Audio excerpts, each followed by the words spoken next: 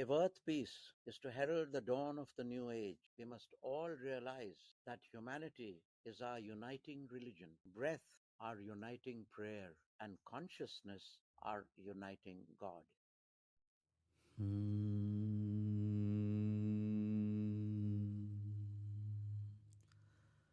हम परदेसी बादेश भये, जहाँ जन्म मरण न होत, 12 मास अमीरस पान पिए, हम जाग अहम न होत, अरे भाई होत अहम की मो। गोरक्ष गोरखनाथाय, शिव गोरक्ष गोरखनाथाय, शिव गोरक्ष गोरखनाथाय, शिव गोरक्ष गोरखनाथाय, शिव गोरक्ष गोरखनाथाय, शिव शंभो नमाय, शिव शंभो नमः। If Earth peace is to herald the dawn of the new age, we must all realize that humanity is our uniting religion, breath our uniting prayer, and consciousness our uniting God.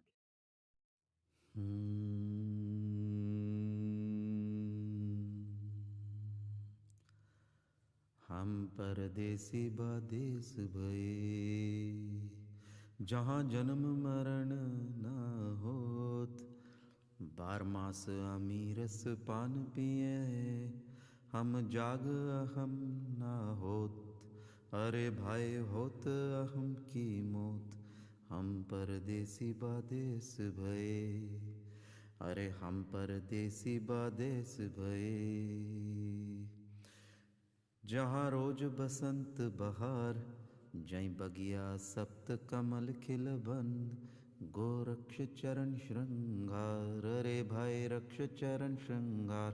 हम परदेसी बादेश भये, अरे हम परदेसी बादेश भये, जहाँ हर दिन होरी होत, वहाँ सप्तरंग पिचकार फुआरम निर्गुण रंगी होत, रे भाई निर्गुण रंगी होत, रे भाई निर्गुण अंगी होत। हम परदेसी बादेश भये, हम परदेसी बादेश भये, जहाँ अलख उजियारा होत, वहाँ सप्तरंग का चरखा फेरत हर दिन दीवारी होत, रे भाई दिन दीवारी होत। हम परदेसी बादेश भये, अरे हम परदेसी बादेश भये, जहाँ बजत 36 राग, दसरा नौबत नाद करे और राग करे ओंकार, अरे भाई राग करे ओंकार।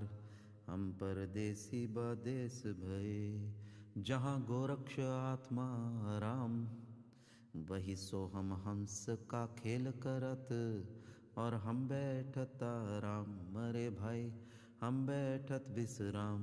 हम परदेसी बादेश भये, जिसे कहत हैं परम धाम, सिद्धनाथ हमारो नाम है, गाँव अमृत घट विश्राम, अरे भाई अमृत।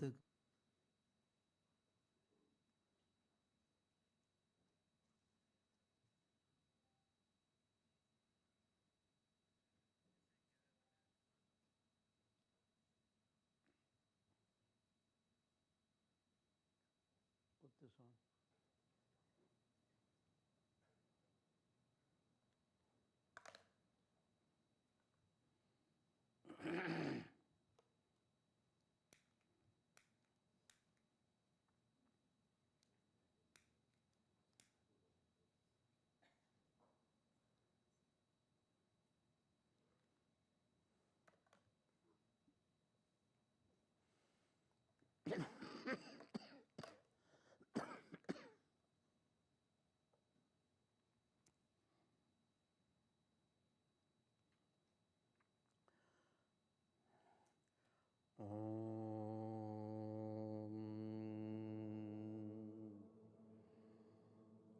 आनन्दमानन्दकरप्रसन्नं ज्ञानस्वरूपं निजबोधरूपं Yogendra Medium Bhavarogya Vaidyam Shrimad Gurum Nityam Maham Bhajami. Om.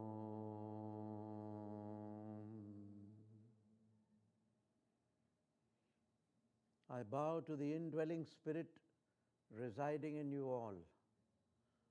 Dear Atmajan,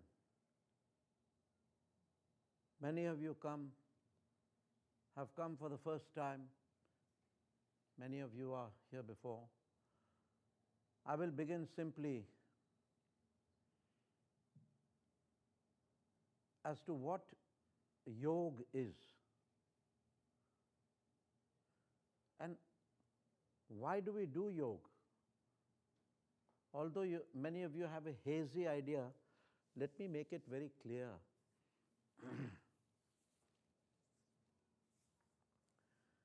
What is yoga?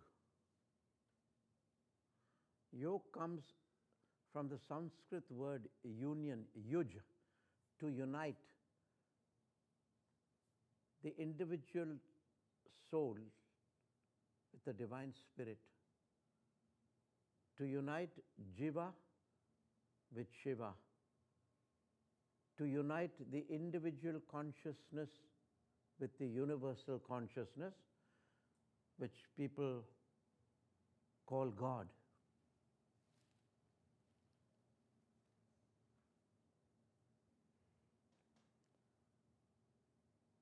The abhyas, or the study of yoga,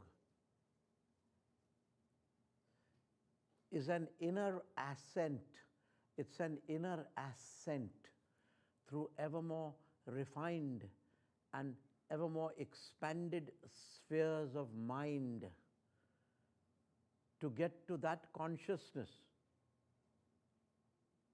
to get to that God essence which lies at the core of your own being. Is this very clear? This is what yoga is. But now the human ego is there and it comes in the way. And it says, well, so what? What's in it for me? Every individual asks, what's in it for me? I may see God, God may be a great guy and all-pervading universe and all, but I'm suffering. I haven't got my monthly payment. My boss is trying to get me out of the job. My children have to get married. I need a promotion. I need name and fame. So all these things of the ego, the I within you, which is the faculty of ownership, this faculty of ownership is the root of all troubles. It makes you speed and greed towards have more. And it is the same ego that when you don't achieve your desired goal, leads to disappointment. So now,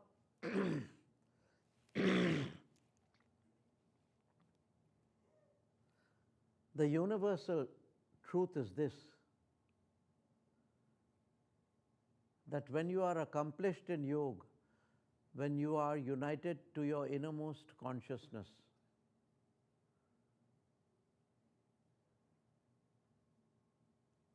then all sorrow and suffering shall come to an end. In order to end all sorrow in your life and all suffering, people practice yoga. Yoga and religions and Holy Communion and inner communion and meditation, each according to their creed and need and their temperaments. But I come to you to teach you a very scientific and a simple method of Kriya Yoga, which can remove the obstacles of sorrow and suffering from your life and give you inner peace.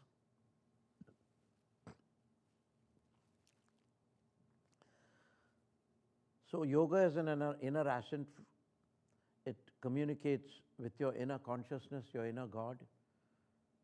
And when that is done, all sorrow in your life shall come to an end. You have to practice and realize to believe. The taste in the pudding is in the eating. And therefore, we embark upon this noble, grand voyage.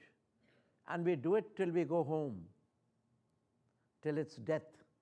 But yoga doesn't call death, death. The natural biological process of aging is by the yogi called the grand voyage home. So when the soul swan, the psyche, flies from the body, it goes home because you are in a realized and awakened state of mind. This grand voyage home leads you through ever more refined and ever more expanded spheres of consciousness to get to the God essence that you yourself are. You yourself are this eternal peace and this everlasting love. This is not merely a sermon or somebody who's preaching, because shortly I'm going to give you some experience which you will experience. I know many have come just for fun, or many people have come in different shades. Some are sincere, some have come with honesty, some have come just to see, hey, let's see what this bearded pard is saying. You know, let's go and have a look at one of these guys, you know. So have a look at these guys. They're ready for you. We're at your service. I'm open to you. So now we practice yoga, the union with our innermost God. The purpose of our practice is to end all sorrow and suffering. Freedom from sorrow and suffering. Yoga brings about freedom from all sorrow and suffering in you. Gurunath, will my electricity bill be paid? Will my child who has got schizophrenia be cured? It's all in the gamut. Everything will be done. The degree of the peace which will enter your life will be directly proportionate to the degree of concentrated and sincerity applied in your yoga practice. The more you sincerely apply yourself to your yoga practice, the more will peace and sorrow flow into your life. So these two things are important. Let's make that very clear.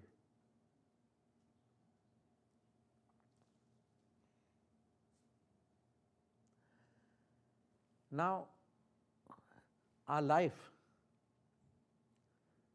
is beset with 5 main obstacles or sorrows, as the Indian yogis, sages and the rishis discovered. What are these troubles which are troubling us in our subconscious mind? I'm not only here to talk to you, but I pray to God that I can give you some direct results in the here now, truth alive. Sitting here, I should transmit to you that peace of mind. Most of you who are sensitive, as I entered the room, you must have already felt an upliftment and a certain sense of calm and peace. How many of you feel that calm when I came in? How many were receptive? Raise your hands. So that's very good for first timers. It's about 80% of the people. You immediately felt a change. Because I am an embodiment of humble calmness. Because I know only calmness and peace in my life. So when I come before you and you contact me with your eyes and your aura, calm and peace will be registered in your mind. And you have to make yourself more sensitive to the Master's presence. I agree that you can make yourself, like ladies are very expert. They have very dieting systems, detox systems. They're very good. But the practice of Kriya Yoga is way superior because it's at the level of the soul. And this is at the level of the physical body. Eating urugula. I've learned this from ladies who make me eat this. I don't like it very much, but I have to do it. Because they want to make me a very pure and a perfect yogi at the physical level. And what's the other one? Kale. Kale is very important. The ladies of high fashion, and they give you these things, and then bananas and yogurt, which they may give you cleansing. So this is definitely a detox system. But the Kriya Yoga is a rejuvenate detox technique. It's a technique of rhythmic breathing. But let me get back to the point. What are the main sorrows and the 5 primary obstacles in a person's life? The first obstacle which we must overcome, and there are techniques and methods scientifically in yoga to overcome these methods. The first obstacle and sorrow and worry in a person's life is a fear of death. Although everybody goes down the same path, but we'd like to die in a grand way and say, okay guys, here I am. Focus my eyes here. God bless and bye-bye.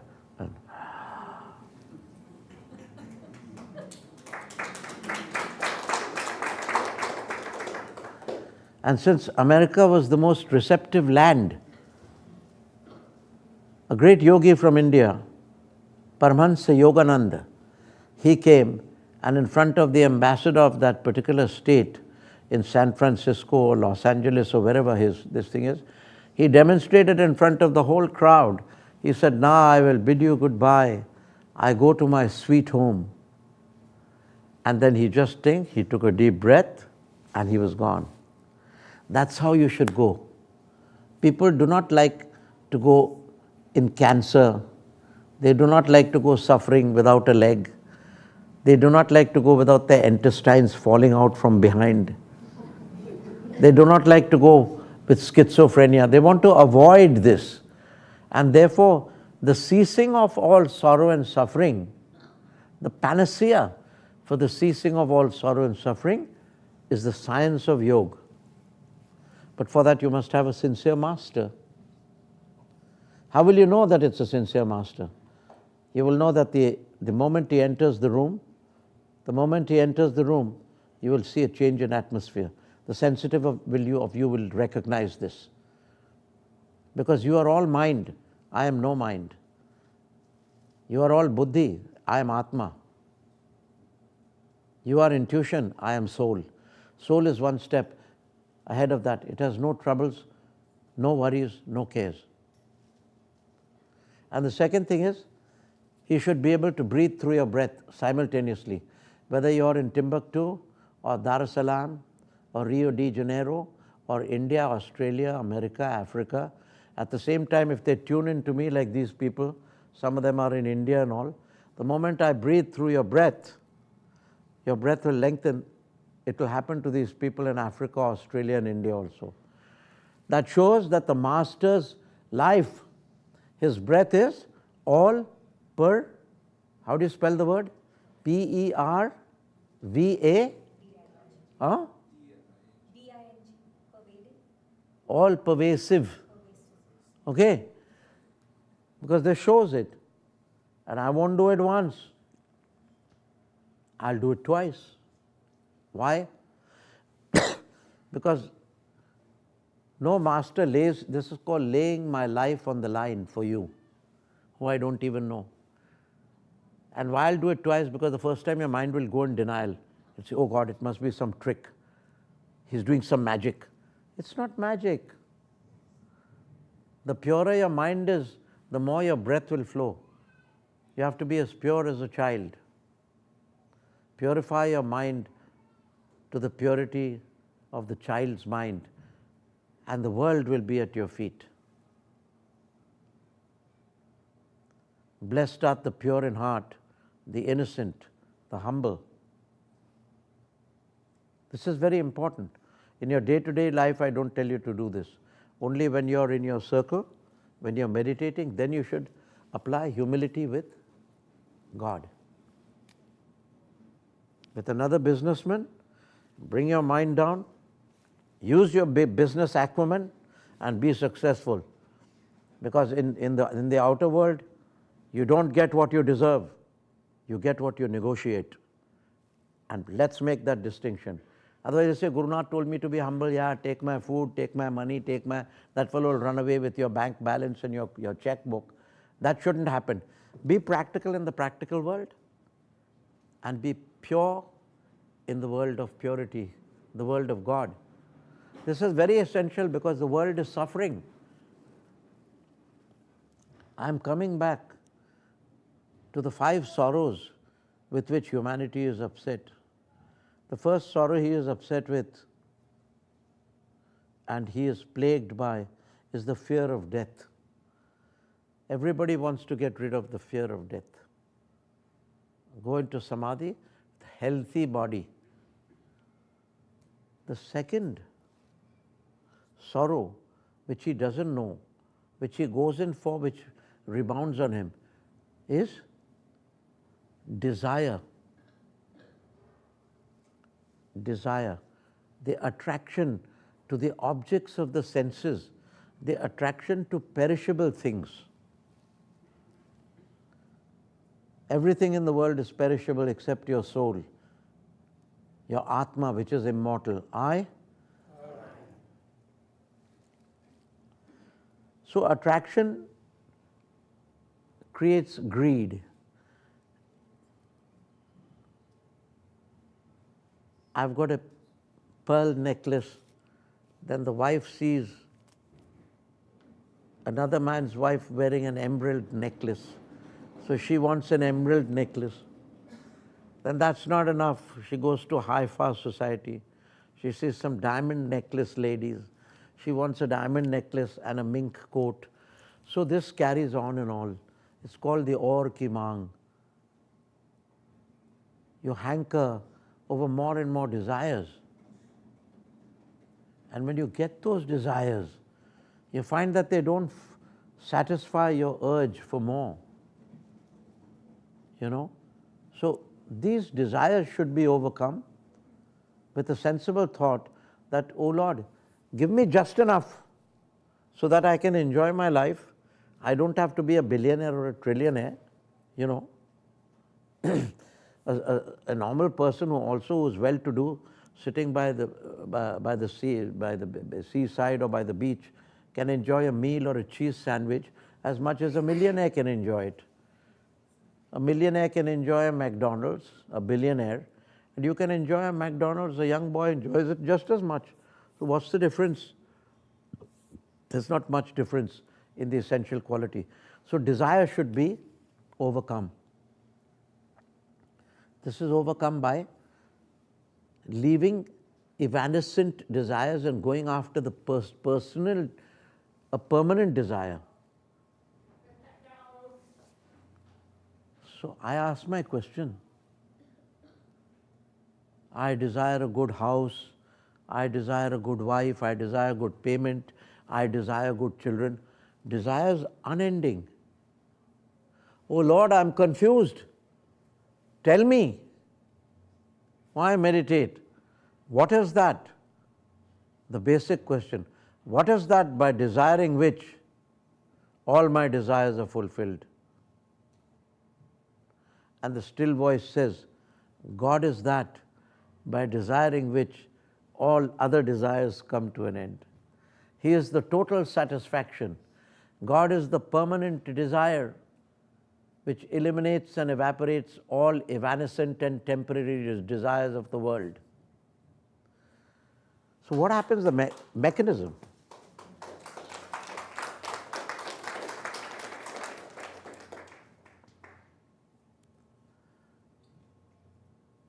If you desire something, another emotion complicates it. You attract it to something, then after some time there will be aversion. Where there is attraction, there is aversion. Where there's attraction, where there's love, there's hatred. It has to be dual.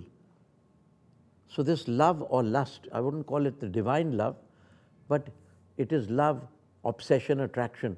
If you're attracted to that, then you have a fear of losing it. Then you have aversion.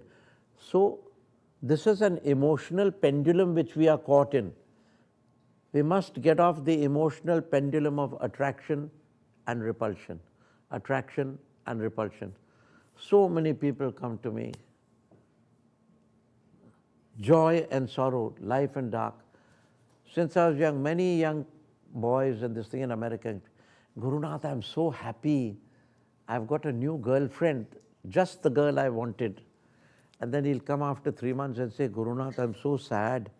That girl which I like so much from my heart has left me and my heart is paining now. It's literally paining. What can I do? So I said, this is the way of life. You will leave someone and that girl's heart will be paining. So these are temporary things in life which I do not discourage. At a particular age, they are bound to happen. But now grow up. We are 55, 60, 65, 70. When shall we reach the permanent happiness? We have seen this game of the seesaw and the ding-dong bell, pussy in the well. This is all a redundant game. Hickory dickory dock, the mouse ran up the clock. You all know this poem?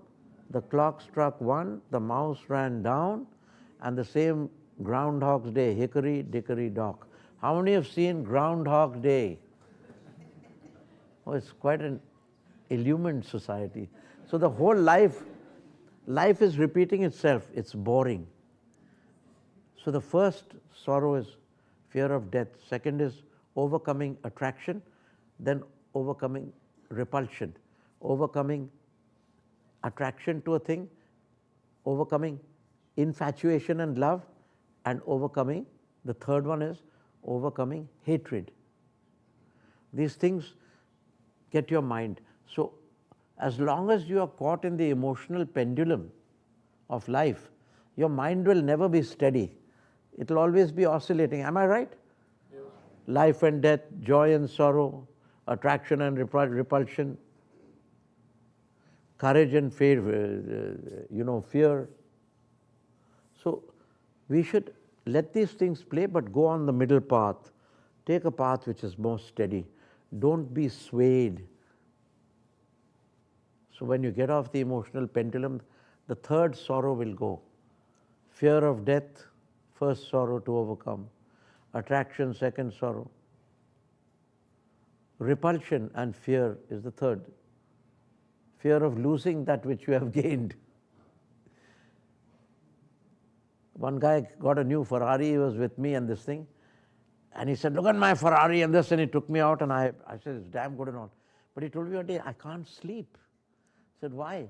For fear, because I don't have a garage and I fear so somebody might scratch my Ferrari, and if he scratches, my God, I don't have the money to pay for it, the paint. So every joy comes with a sorrow. It comes with some sort of a fear. And then he painted on it, and he was very, what did he paint on it? He gave her a name. She's red, she's hot, and she is mine. So I said, that's a good name. But she's red, hot, and mine, she's taken away your sleep. I'm not saying don't have it. Try to understand the tenure and the vein in which I'm speaking. Take it maturely. If you have a Ferrari, you can't help it. You're destined to it. Enjoy it. But always look for the permanent. The fourth sorrow with which we are beset is the ego. The ego ego is the faculty in man. It has the quality of ownership. It immediately wants to own everything. That Ferrari, oh, I want to own it. That beautiful lady, oh, I want to own the beautiful lady. He wants everything. And everybody has an ego to a lesser or more degree. Is that agreed?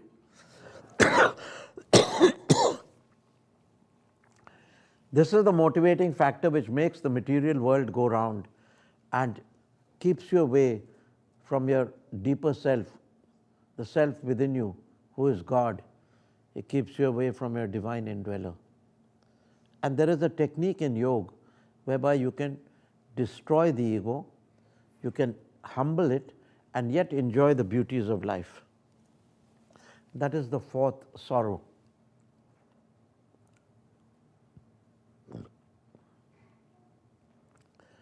The fifth and the last sorrow is very philosophical. Normally it will be difficult to understand. Is avidya. So the first is abhinivesh, fear of death. Rag is attraction, second sorrow. Dvesh is aversion and repulsion, third sorrow which you must overcome. Ego is the fourth sorrow which you must overcome. And fifth sorrow is the delusion and illusion of this evanescent world, where man thinks his body to be beautiful and immortal, where the body is evanescent and perishable, and the soul is immortal. The soul is that stillness within you.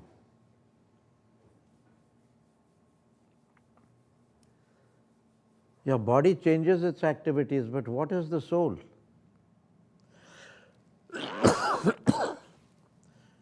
Give me a moment, I'll just have some tea.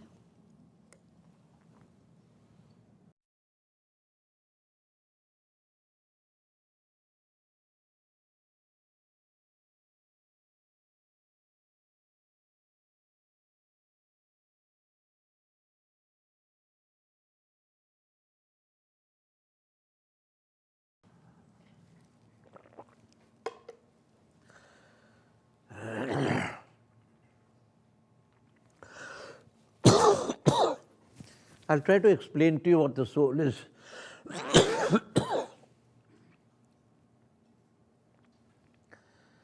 Let's say this afternoon, my body was ironing my clothes. Did anybody iron their clothes in the afternoon? Many priests or tidy their cupboard or do their clothes and all, yeah. Some ladies, they always, again and again, they want to be tidy. So they were ironing their clothes. Your body was ironing its clothes, but something from within was observing you ironing your clothes.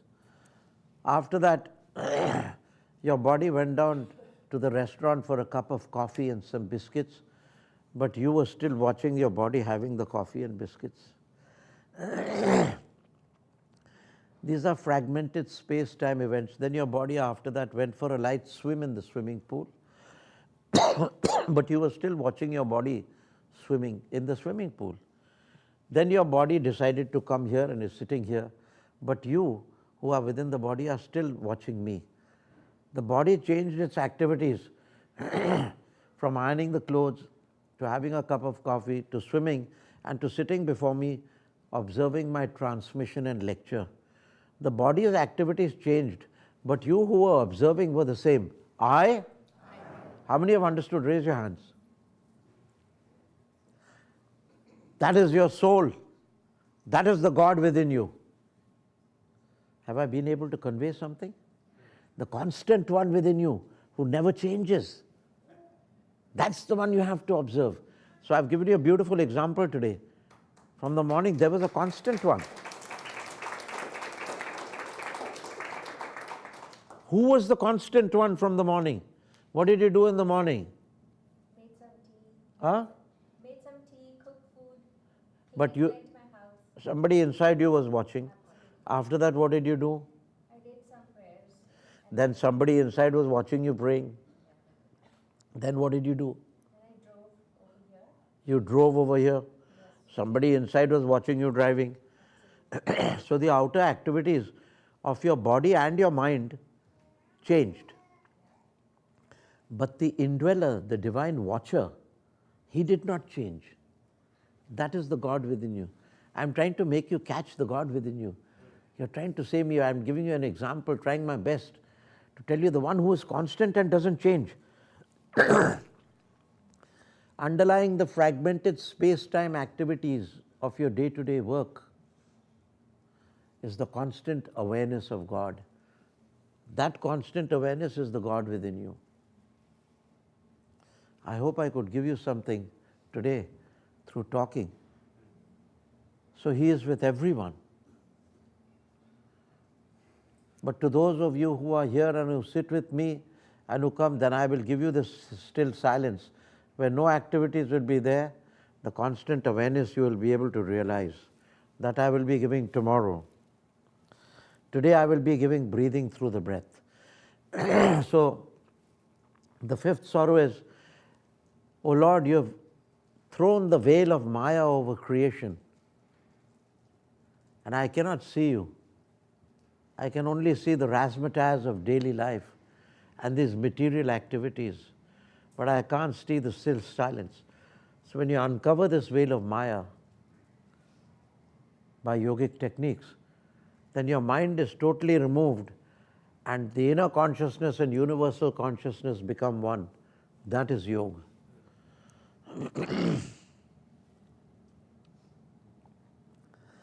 I have spoken enough.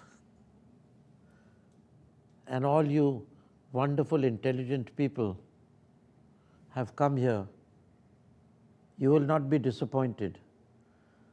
I will now take a few question answers and then I will go on to breathe through your breath, showing to you that if a yogi can breathe through your breath over here and also in South America and Rio de Janeiro, that means if he can help you and control your life. Yes or no? Yes? So that you will experience. Keep your mind aside and keep simple. Now I will take some question answers. Gurnath, there's a question from YouTube from Lori Mills. She doesn't give location. She asks, will practicing Kriya Yoga remove my hatred toward those that victimize me? Yes. Yes. Practicing Kriya Yoga will take away all hatred from your enemies.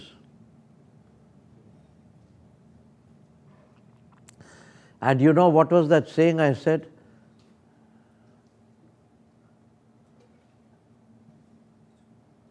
And as for my enemies, I will hunt them down and give them freedom from all sorrow. This is my revenge. I'll hunt them down and I'll catch them and then I'll just do this and all their sorrows will disappear. This is my revenge. You should shatter hatred with a bomb of love. Go at it aggressively. If somebody hates you intensely, hate him, love him intensely and shatter his hatred with your love. Don't do a wimpy, mamby-pamby thing. Go full force, boom, boom. And as for my enemies, I will hunt them down and give them freedom from all sorrow. I've got it on the YouTube, you can see it's over there. People love it.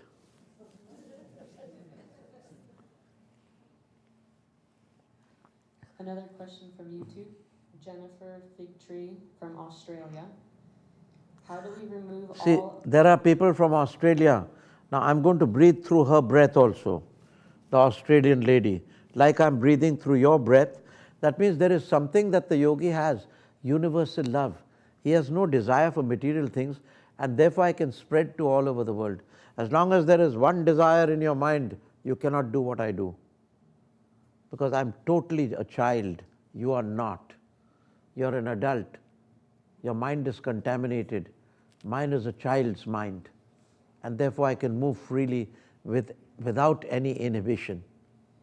No obstacles, no fears. Yes? How do we remove all our karmas, and how do we know all karma is removed and we are purified? It's me, the eye of your storm. To know me better, go deeper, and end all sorrow and suffering. Come to me, and I will give you the yoga that will end all sorrow and suffering. It's me, the eye of your storm. You have a stormy life? I'm in the center. Do you know the eye of the Hurricane Katrina? And you have many hurricanes here, right? Katrina was a mischievous one that did a lot of harm. But in the center, it's calm. So the master, to the disciple, always the eye of his storm. That's the haven. And when the disciple is worried, when the boss fires them or they've lost some loved ones, they go within to seek the master and say, Master, give me freedom from all sorrow and suffering. Master says, practice Kriya Yoga. Or he directly puts his hand on them and they get freedom from sorrow and suffering. There are masters, but to get the varadhasta of a master, it is very, very rare. And people are fortunate. I am the eye of your storm. To know me better, go deeper and end all sorrow and suffering. This is what I'm telling you. And in spite of that, if you don't come and take Kriya Yoga from me, which there's no pressure, no force, in spite of that, if you don't come and take it from me, then glory, hallelujah.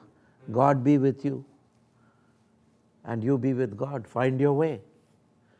But an opportunity like this may come once in a lifetime.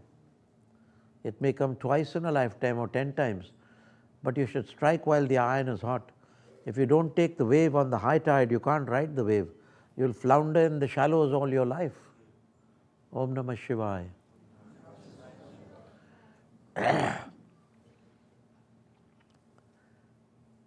Yes.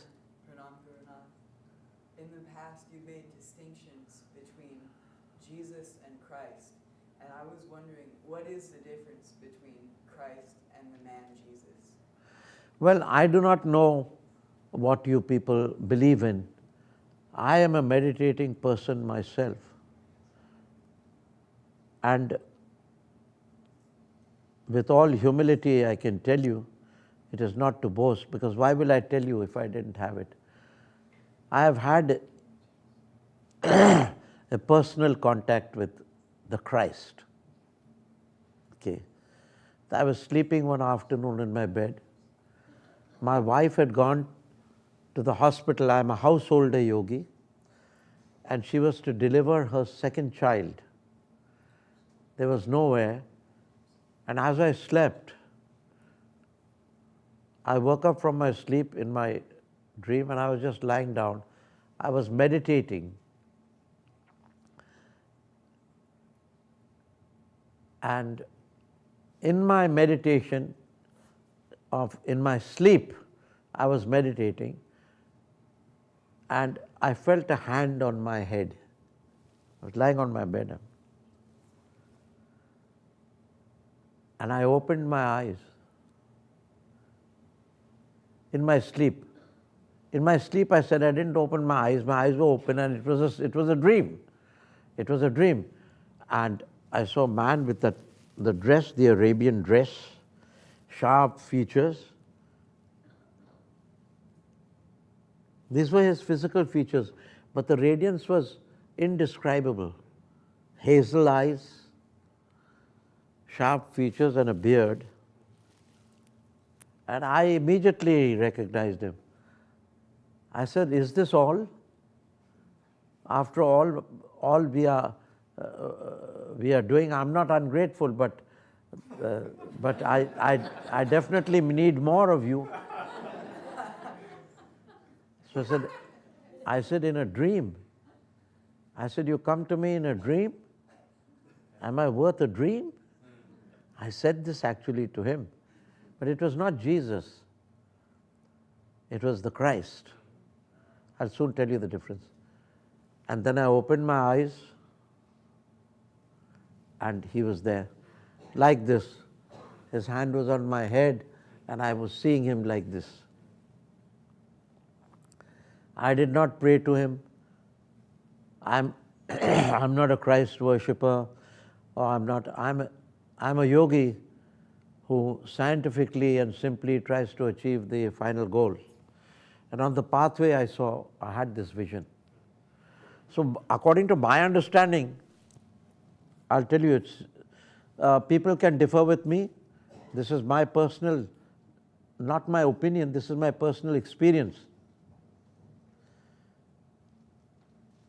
Christ is the Son of God. Jesus is the Son of Man. And at the Mount of Hebron, there was a transformation which took place. And in this transformation, Jesus the man, the Christos, Jesus is the Christos, Christ is the Christ, and the Elohim are the Christos. The Elohim of the angelic hierarchy of the heavenly host. The highest order of the angels are called the thrones. Does anybody study angelology? Does anybody know what I'm talking about? So in the thrones is the Christos. That's the angel of the face of God. Then is the Christ, and then is the Christos. And this Christos called Jesus merged into the Christ at the Mount of Hebron. Okay? So this is the difference, that Jesus is the disciple, Christ is the master, and the Christos is the solar is the divine essence of God. This is the difference. I've given it in my book. I think I've given it in Wings to Freedom, or in my book, The Lightning Standing Still. My books will be there, you can go through it.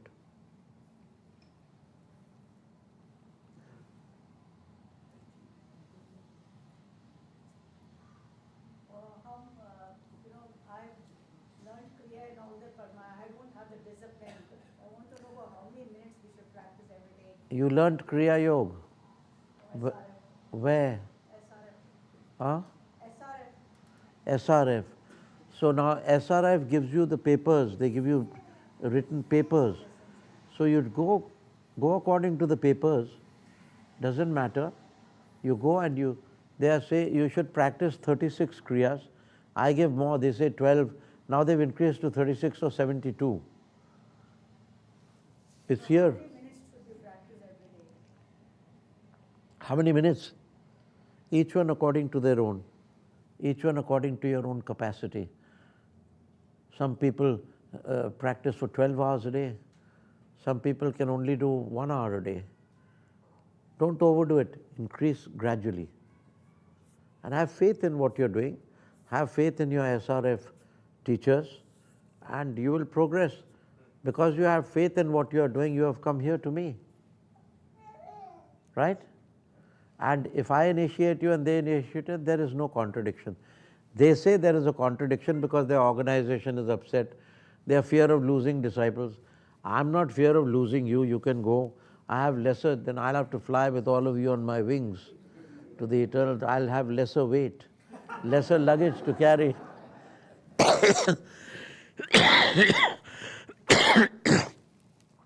has questions, please wait until the microphone comes to you so that everybody can hear it, okay?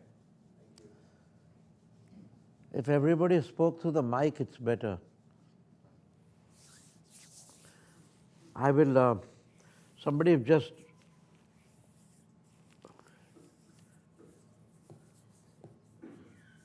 we had decided to have more than one mic because it's a very,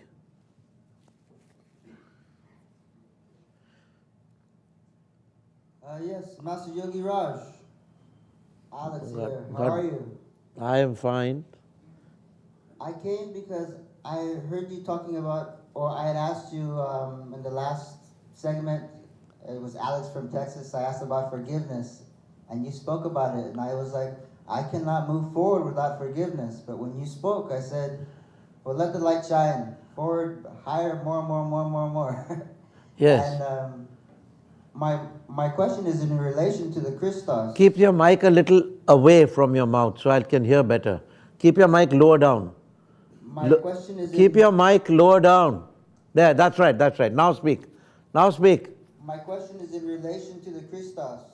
Yes. If we believe, my question is, can we receive the gift of living water?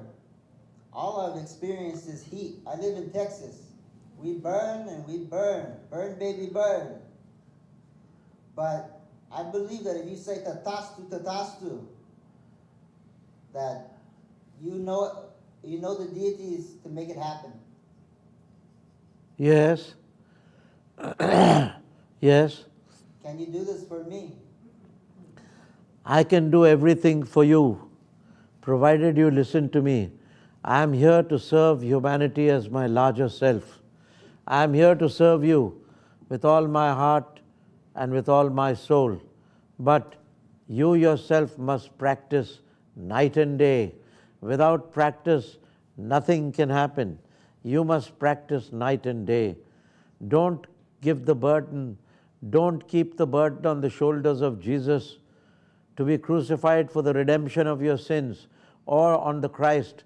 Say, Lord, Jesus the Christ, your blessings are upon me, but I too shall take 10 steps towards you. I know that if I take 1 step, you shall take 10 steps. But, oh Lord, tell me how I may serve you to enable, to enlighten me better. And he will say, you can serve me to make it easier for me by purifying your physical, emotional and mental bodies, by purifying, by detoxing your system, by purifying your nadis, by pranayam.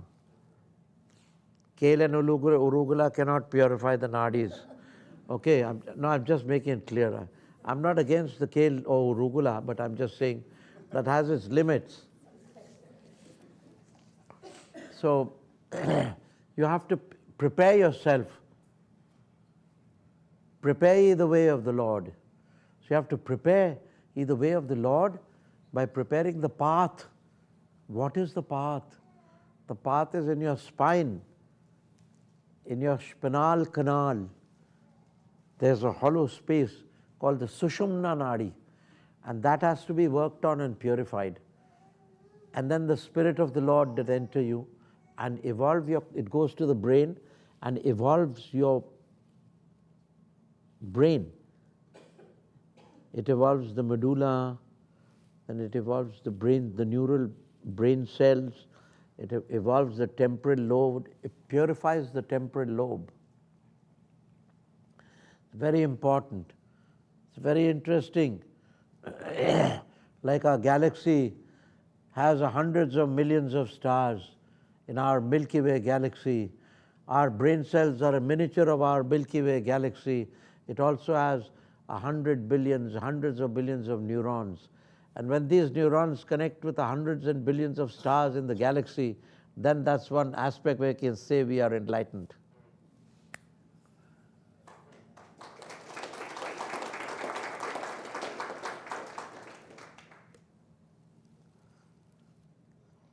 Question from Zoom, from Ashunya, from Yosemite. How do I practice Kriya without desire?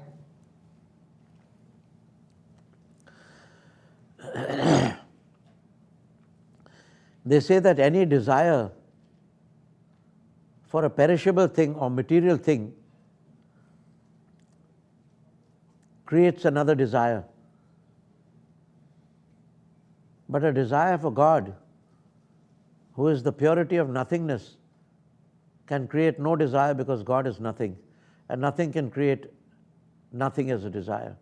Therefore, everything you practice in creates karma. Every action you do every day creates karma. That's why you say to God, oh Lord, everything I do in thought, word and deed today, I dedicate at your lotus feet.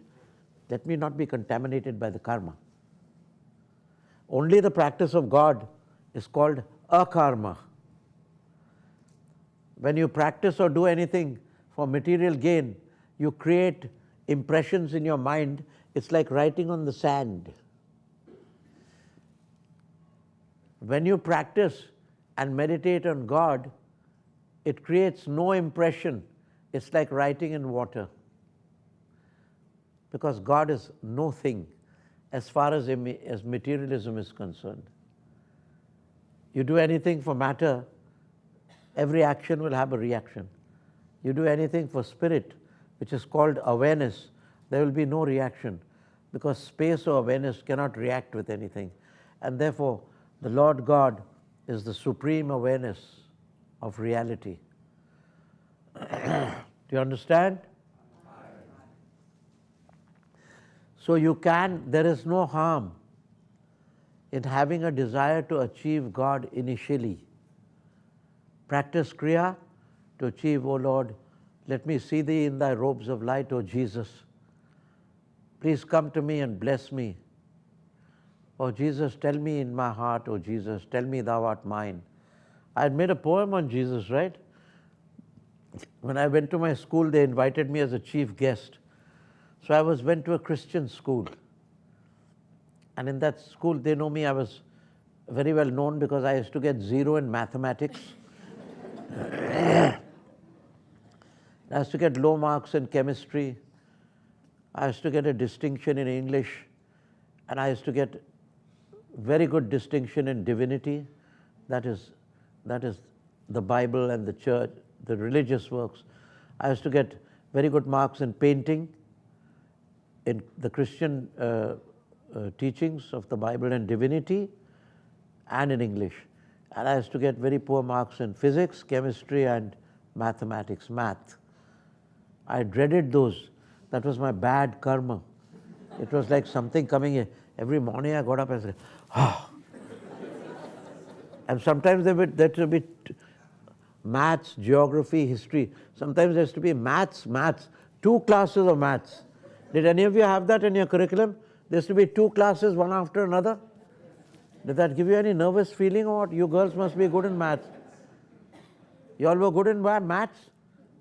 Who was not good in maths? Who's in my gang here? Oh my God, I'm quite a good guy. And how about chemistry? Who didn't like chemistry? I didn't like chemistry.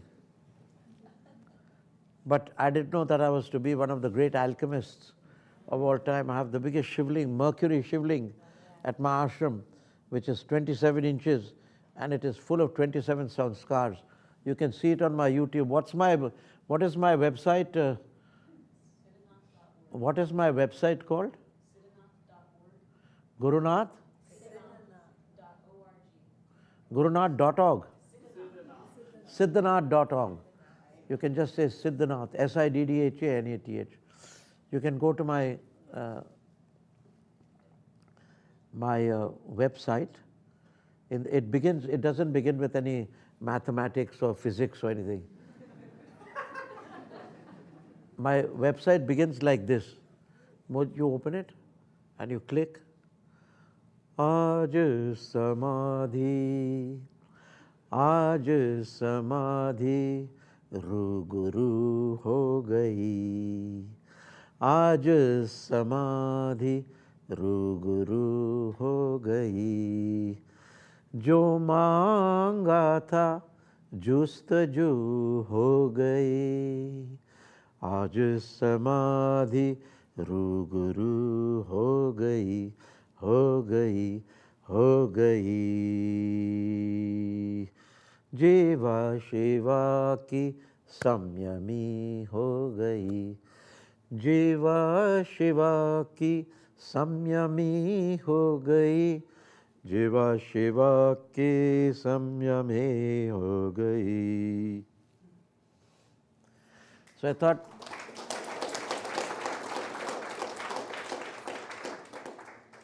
I said all these digital HTTPs and .comos and all will come.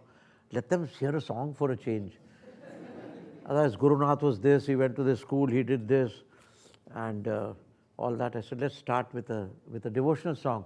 It means, Jiva Shiva Ki. For the first verse is, Aaj Samadhi. Today my Samadhi, my meditation or Holy Communion has become one.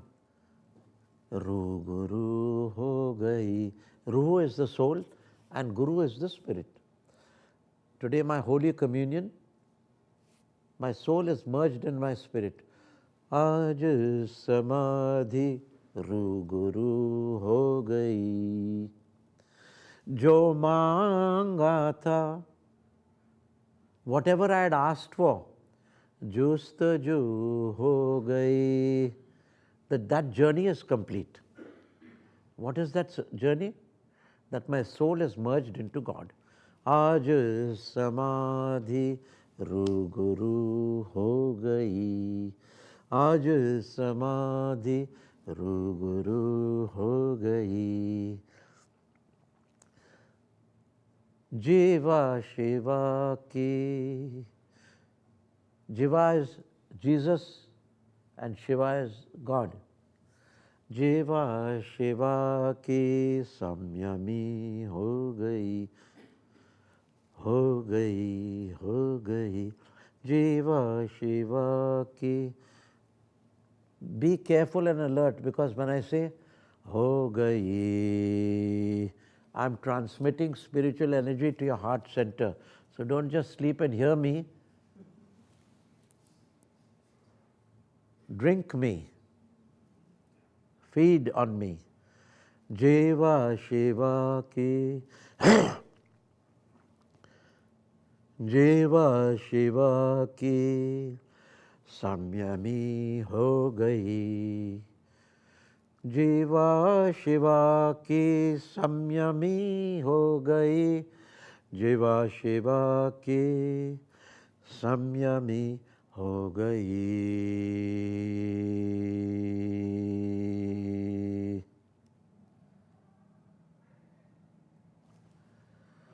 Who can distinctly feel the energy in the heart? Raise your hands.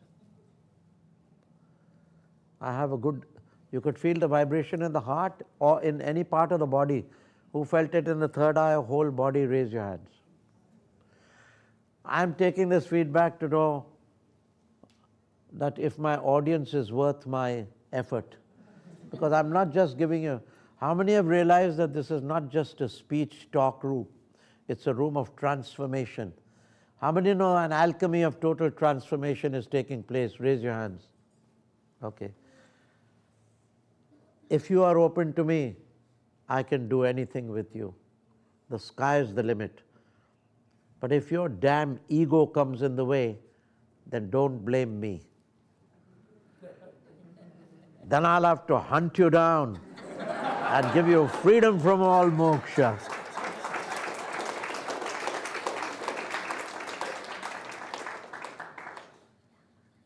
You know, it happens sometimes because Jesus tried to convince people and they said, Lord, you are resurrected, we believe you. Mary Magdalene and Mary, the mother of Christ, they were there and they saw the resurrection. But there was some stubborn idiot like Thomas. Jesus said, Thomas, I have resurrected. Look at my hands. Here's where they put the nails. Here is the blood. And still Thomas was doubting. Who's heard of the doubting Thomas? So there are some doubting Thomases now also amongst us. So for them I have this saying. And as for the doubting Thomases and enemies, I will hunt them down and give them freedom from all sorrow. They have to be done, because some laggards can't be have to, when the shift is going into moksha, into the heaven of the Lord, some constipated fellows are behind you, they need a kick in the behind and they have to make to go into the next, they have to go into the next echelon. Otherwise they'll be left behind for the whole cycle. So don't be stubborn, because the waft and weft of humanity is towards God now. The Satyuga is coming in 2032. Wake up, wake up. What is the proof that Satyuga is coming in 2022? What, are there any signs before it coming? Yes, there are. I am the sign. I am here before you. I will breathe through your breath. This has never happened before. It's happening now. I'm giving you a transmission. I'm awakening your mind. I'm peeling the layers of the onion of your mind till you peel layer after layer of the thicosity of your mind. It becomes more and more translucent. And then your mind, when it is practicing yoga more, it becomes transparent. And then you have to keep practicing yoga. And from translucent to transparent, the mind becomes not. It's transformative and becomes consciousness. The soul is merged in the spirit. There is transformation in yoga. You have to be transformed. For that is the pattern of evolution. From man the brute to man the man to man the God. Do you believe that this has happened in the last 300 million years? Do you believe that you are man the brute? Right? Just imagine you're man the brute and you're going along with your club in your hand. You see a beautiful lady, and of course, suppose sometimes you get together with her. They're more of the Neanderthal or Cro-Magnon man. Then you hit her on the head. There's no food, and you cook her and you eat her up. So it carries on. Maybe there have certain incidences happened like that, because at the very Miocene period, before that Miocene period, the king cobra does that. You know that? The king cobra. If there's a she king cobra, you'll mate with her. If she gets away, she will have other baby king cobras. One king cobra is 16 to 18 feet long, the deadliest snake. But if she doesn't get away in time, he will eat her up. But you fool, how about the generation that she is carrying with you, the kids, the babies that are to be had? So that idiot of a king cobra does not know. He's not evolved. So that's man the brute. To man the brute was never, I think, in that stage. But there may be some critical stage where he was just taking his hands up and walking on 2 feet. But we have evolved. And if we have evolved from man the brute to man the man, then surely we can evolve to man the God. Does it make logic? Does it make sense? Carry on with your questions and tell me the time. It is 9 o'clock. We have till about 10:30. Are you guys okay with 10:30? You stay your place. Who's that? Who are those guys? Namaste. Give me a namaste. Can you hear me clearly? Can you guys hear me clearly? Give me a thumbs up. Can you hear me clearly? No, I'm not saying do this, lady, do this.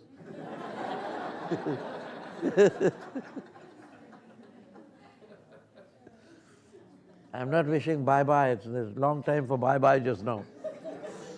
I have a question here, and I'll get to it. I love that you mentioned Groundhog Day. I feel like my prayer, my meditation was, get me out of Groundhog Day. I'm feeling it, and I found you 3 weeks ago, and now I'm here. My question for you is, when I'm receiving the energy, just you singing that beautiful mantra, I feel myself start swirling in vortex. So my question is, how can we integrate this energy this influx that's coming through because it is, I mean, I feel it very intensely. And so my question is, what can I do? Is there any practice to help integrate that in walking life? Yeah, so that's why I'm here. So today when you join this session, I will be giving you the Kriya Yoga. And I will be giving you, and what you called the mantra was this one, Aj Samadhi. You're meaning this song, right? This is available for everyone on my what? Website? Yes. Siddhanath.org, right? Yes. I don't know my own website. So you can hear it, and you can take it down and you can sing it. It's a very nice, I'm sure it belongs to some nice rag, because it's so satisfying to sing this on the heart. It's not because I'm not a religious man or anything. I'm not a Hindu or a Christian I'm a human being. And my prayers, humanity is our uniting religion. Breath, our uniting prayer, which I'll be doing with you now. And consciousness, our uniting God. You can follow your own religions, your own creeds, your own mannerisms. But I'm saying, I'm just giving you the path of truth and helping you to do what you do better.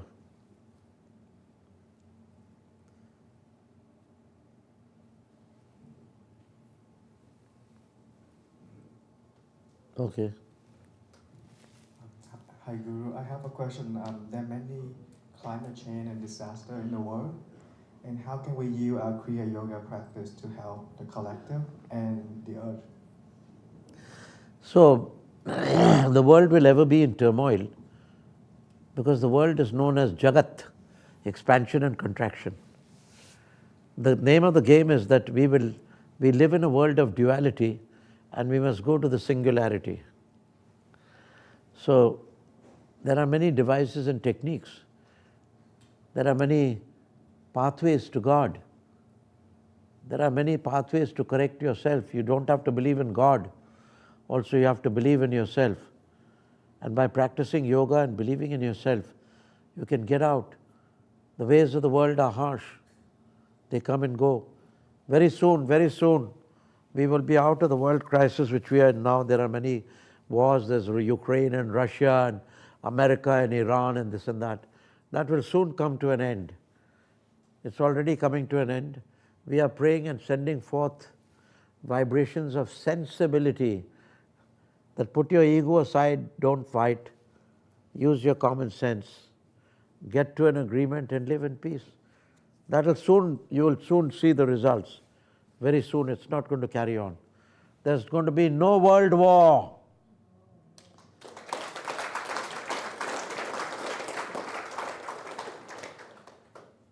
There's only a boogie-woogie, a world war-like situation. But the terrorist side were not able to whip up a world war. The world was too settled and sensible to go into a world war and upset their own economy. So thanks to you wise people of the world who have kept a steady mind and not gone in with the rabble, you know. Some people, so soon the resources of the negative side will be depleted and there will be peace on earth.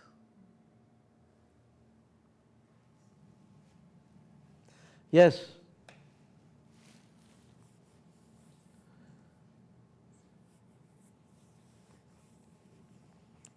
Come on, time has come now to breathe through your breath.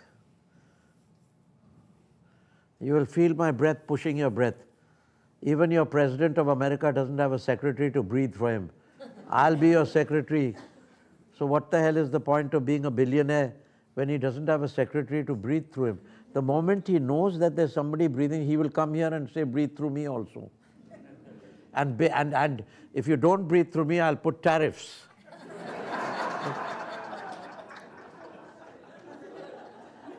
But what tariffs are you going to put on my breath?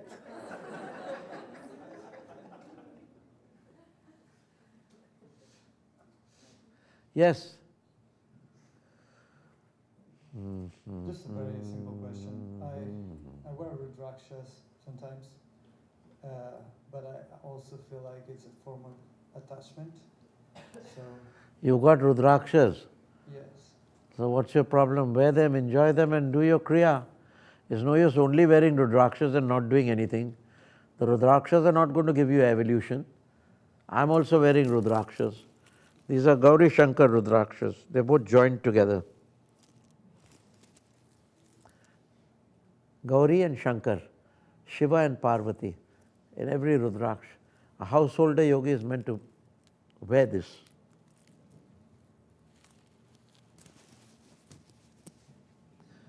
So is it a form of attachment?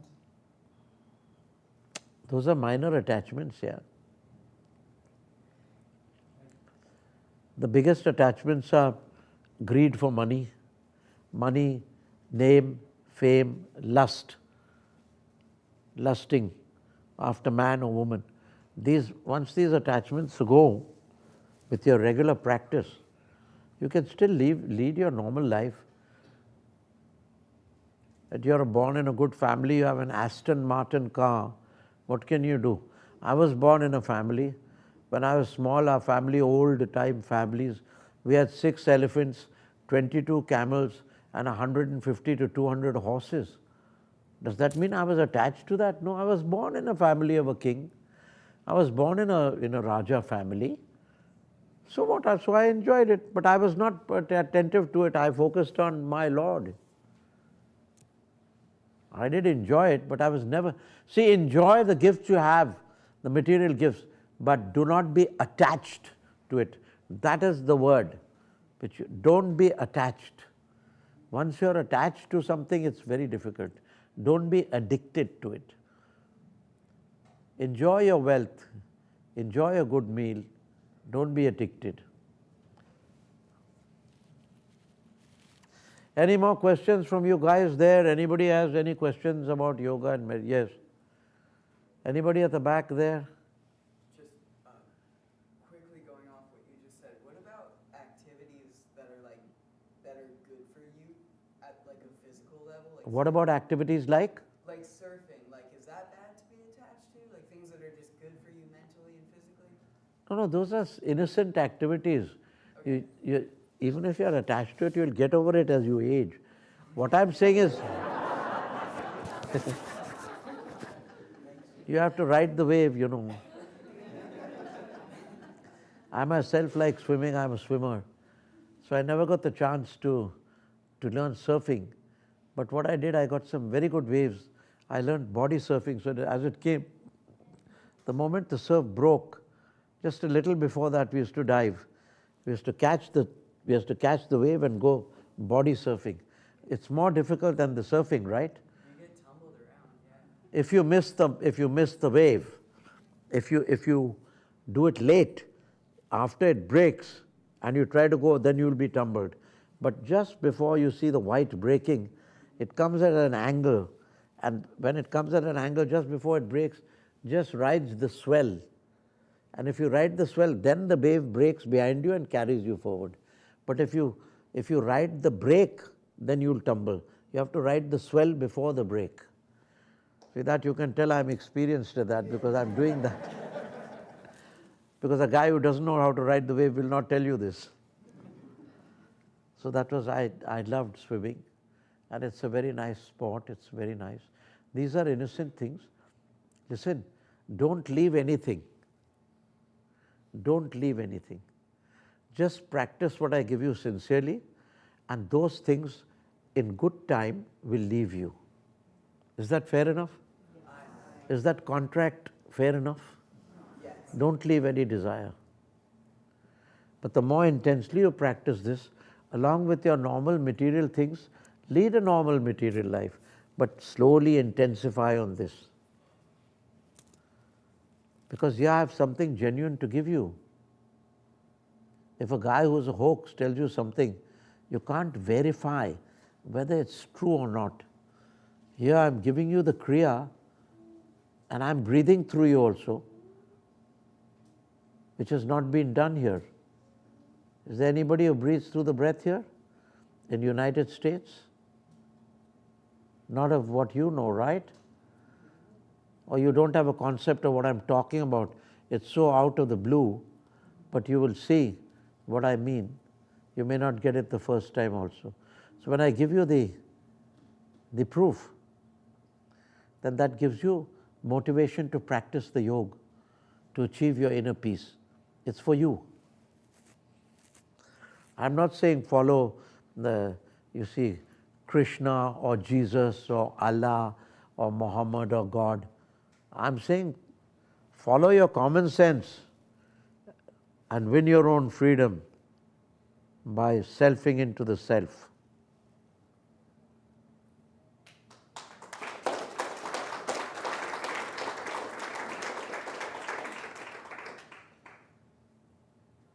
Question from YouTube. Now I hope your practice is as sincere as your clap. Yes. Question from YouTube from Divya from Delhi, India. If I practice Kriya Yoga, does it also impart an effect on my family members in home? Definitely, indirectly, it's going to influence everyone, because, like, who is this person? Raise your hands. Are you on the screen? They're in YouTube. They're on YouTube. They're not on. Who are these? The Atmanaar people. Atmanaar. So YouTube, like I'm transmitting energy here, I'm going to breathe through your breath. What's his name, the YouTube guys? This is Divya. Divya. Divya. So, Divya, when I will be breathing through your breath, people all over the world will be feeling it. So also you in a lesser way, you're not me. But if you keep practicing your Kriya in your house, people will automatically feel your vibrations of peace and calm. And they'll say, Divya, what are you doing? It's so calm around you. Then one day they'll come and say, Divya, there's a glow on your face. What is this glow, Divya? Then you'll go to your cosmetics and see and find. Then you'll see it's not the cosmetics. It's the radiance of your spiritual practice. I don't put any cosmetics. Yet my face has a glow at 83. It is the glow of the practice of sadhana. The very person, he gives his certification by what he is, by what he radiates. His person speaks himself. He doesn't have to give an ID. The influence that he bears when he enters the room or the town or San Diego, the whole place is covered with his aura. When a true yogi comes to America, he covers the whole of America, the whole populace of America, like a hen covers all the eggs she sits on.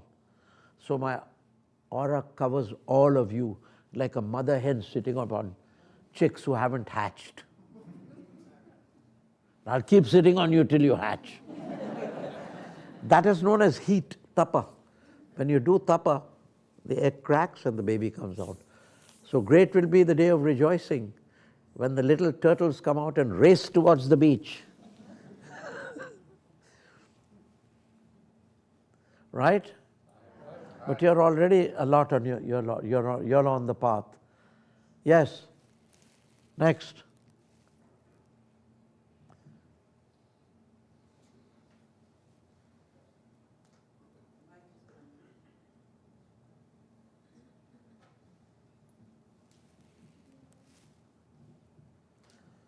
Good evening, Yogiraj. This is Jason with a question in the back of the room. Well, first off, a testimony. Sometimes I rent a room, depending on what year in my life it is, and I'll have lots of roommates, 6, 7 roommates. And in my life, when I've done my practice, it's amazing to see how a house full of people who don't see eye to eye will, within an hour, be in love with everybody because I'm doing Kriya Yoga in the house. I mean, it's really, you're hearing laughter in the hallways when there wasn't laughter. It's just, it's amazing how this affects people, how it vibrates, even neighbors next door. So I wanted to, let you all know about that. It's just amazing. So that's very good, that's very good. So here's a person who's practicing and he's telling you the effects of Kriya Yoga, that people become very amicable towards him, they feel his radiance, they feel like talking to such a person. Because when you practice Kriya, your magnetism increases. And other people who have magnetism, they respond to you. So I'm happy for you. God bless you. Yeah, they respond to each other, not so much to me, but, of course to me, but it's amazing to see the love that they have for each other. Very good. Now they'll respond to you also. Hello, everybody. Also, as I think an inspiration for what Yogiraj has shared with all of us, these subtle signatures of being very sincere in practice. And I've heard a few people in the hallway, in the lobby here, of how can I receive that Lord's ultimate grace. And I know Yoganandaji wrote this poem, and it was one of his last, I think, poems he wrote, and it was, when he leaves the body, he'll be smiling through your smile. His sorrow will be his sorrow. And he says, one line, the discipline that brings the Lord's grace. So may you all be graced by this discipline, and if you're having trouble practicing, just find that small practice and continue to build on it, because the Lord's grace, the science works. You just have to follow the science and trust it 5, 10 years from now. Thanks. Very nice, very nice.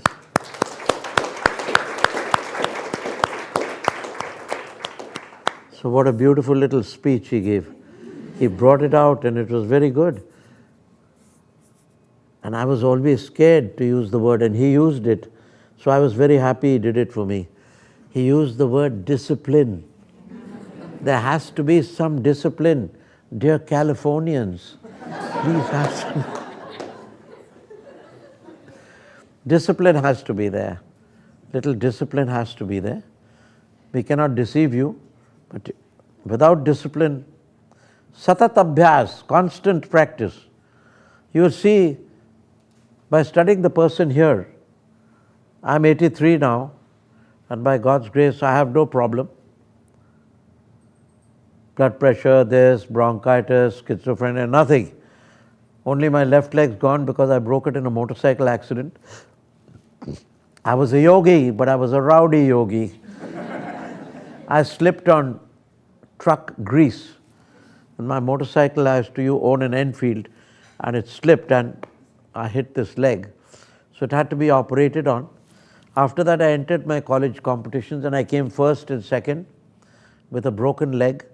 My meniscus, the shock absorbers between the femur and the tibia and the femur, that broke. So a little bit is left. Trying to do some things. But I'm happy with how God has kept me. And by all your laughter and your good wishes, I have achieved, I can humbly say, what I set out to achieve in this life. And now I'm overcoming the ridge back to you to serve you as my larger self.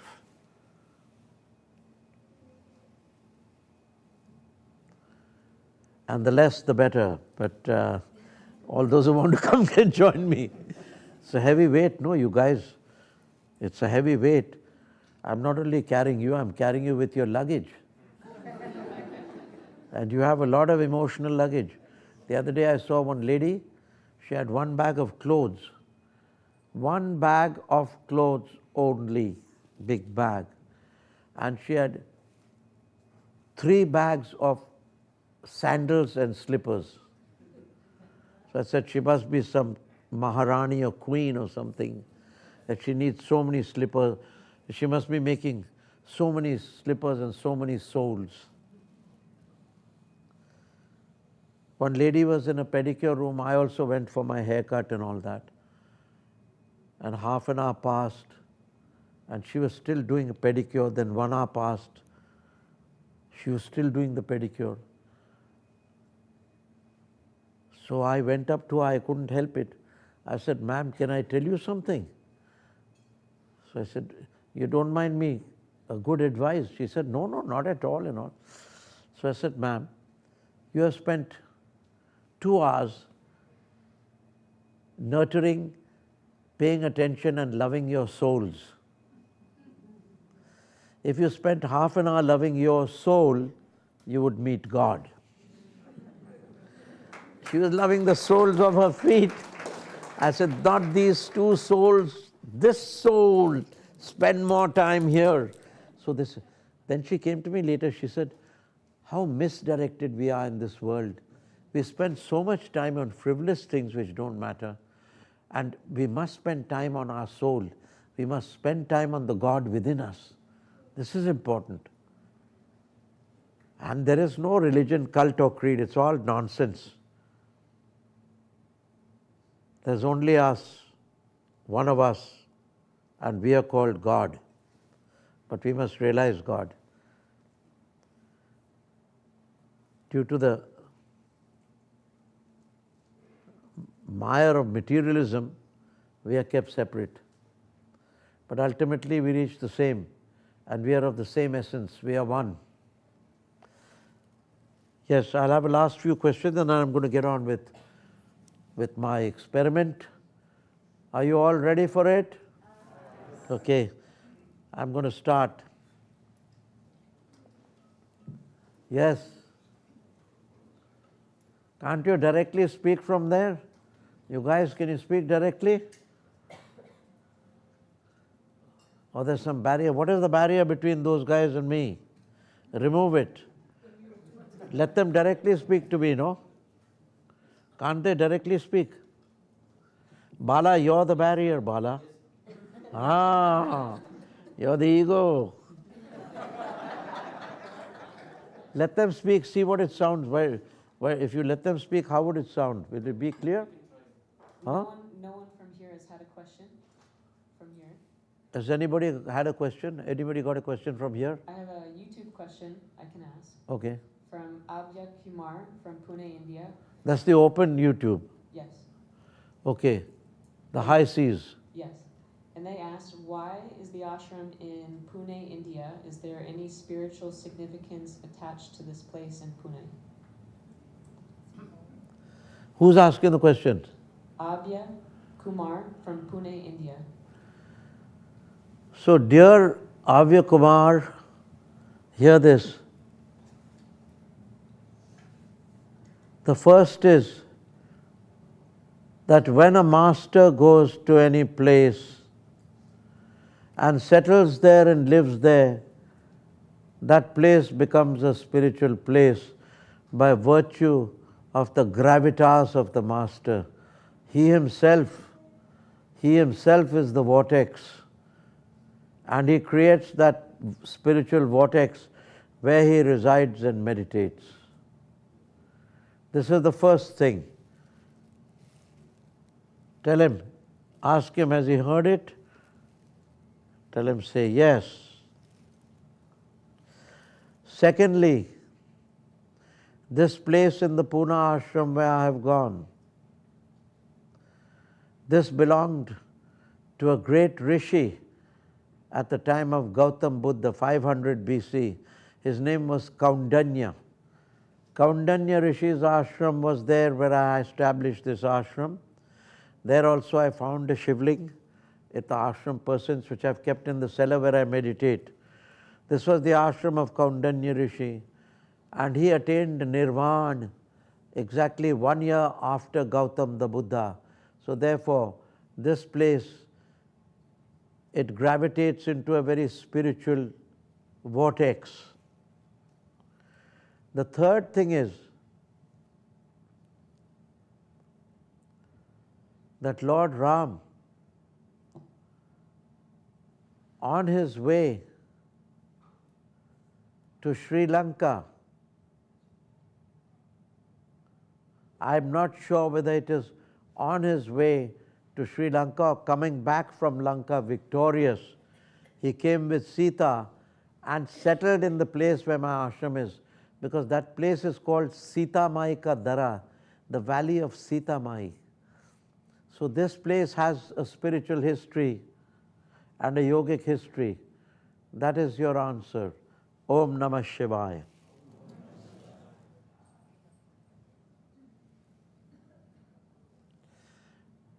Now I'm going to begin with the breathing through your breath.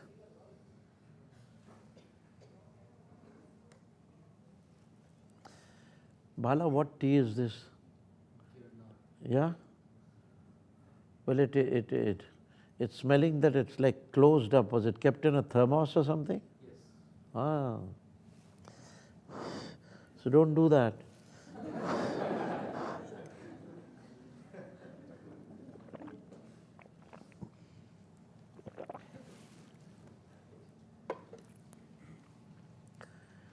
Be silent for 5 minutes.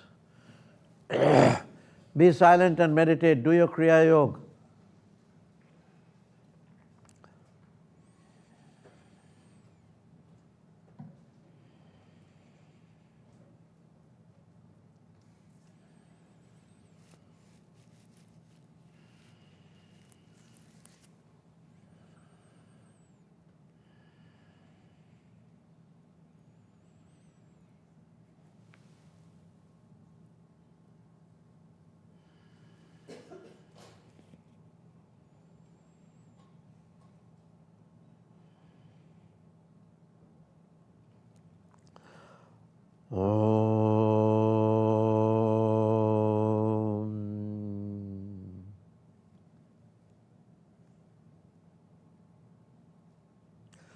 Anandam Jnanaswarupam Nijabodharupam Yogendra Mediam Bhavarogya Vaidyam Srimad Gurum Nityam Maham Bhajami.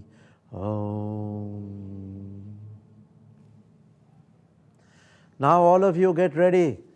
All of you in front of me, Pratyaksha and Aproksha, those who are on Atmanaar and on the YouTube. Sit with a straight spine, pleasant disposition. I am now going to breathe through your breath. It will be done as such. You focus your attention on me. Drop all inhibition and armor. Drop all preconceived notions and sit with a receptive awareness.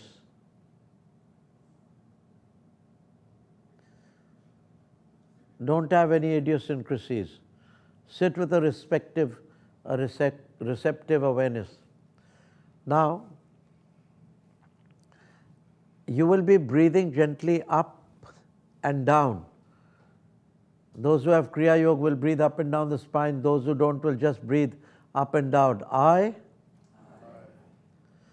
When you are breathing, I will call to attention. I will enter your breath.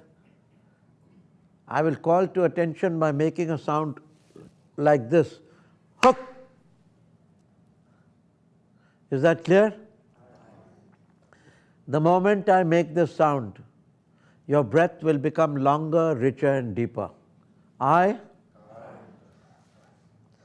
The more receptive will feel me more intensely. The less receptive, who have a thicker receptivity, will feel me more subtly or more faintly. Okay, get ready. Now keep breathing the long, rich breath.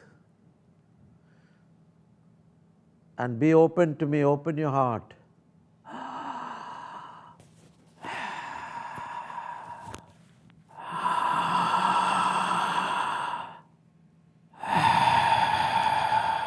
Like this.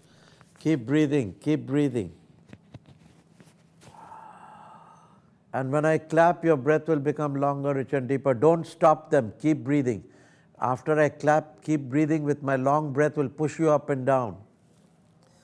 Breathe.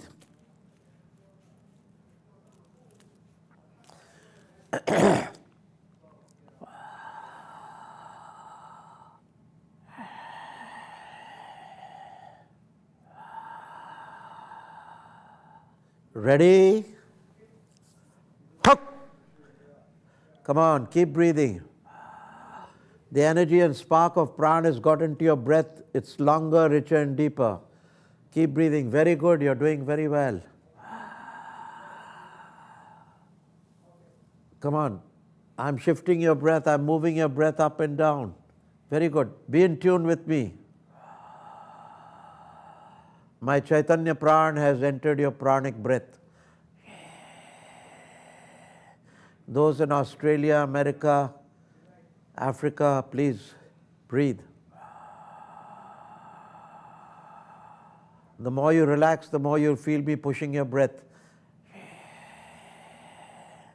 I'm cleansing your spinal cord.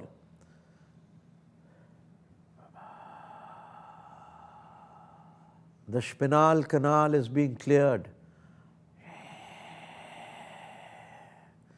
My pranic energy has entered your pranic breath.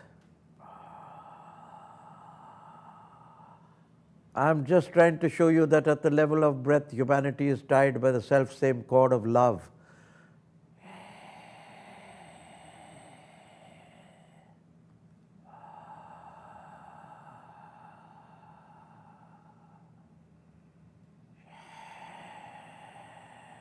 Very good.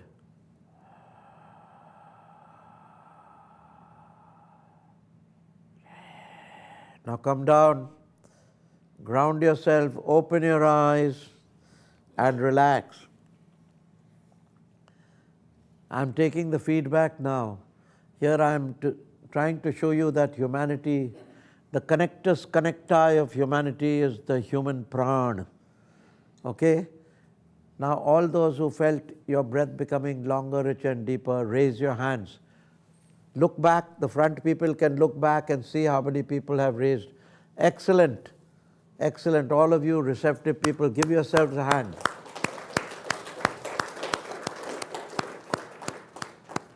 Now you who I see on the screen, how many received it? Raise your hands on the screen. All of you? Yes. So this means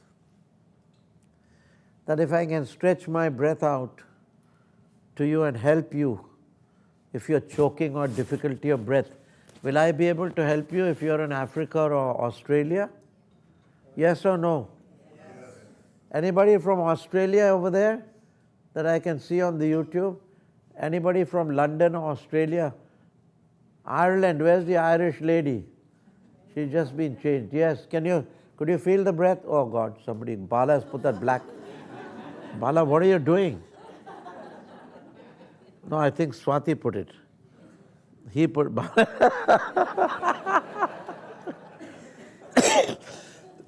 Can you feel the breath going up and down? Put your hands up, raise your hands up, the Irish lady. Yes. Now again he's changed her. So she can feel me from Ireland. Okay? How many would like me to do this again? Raise your hands.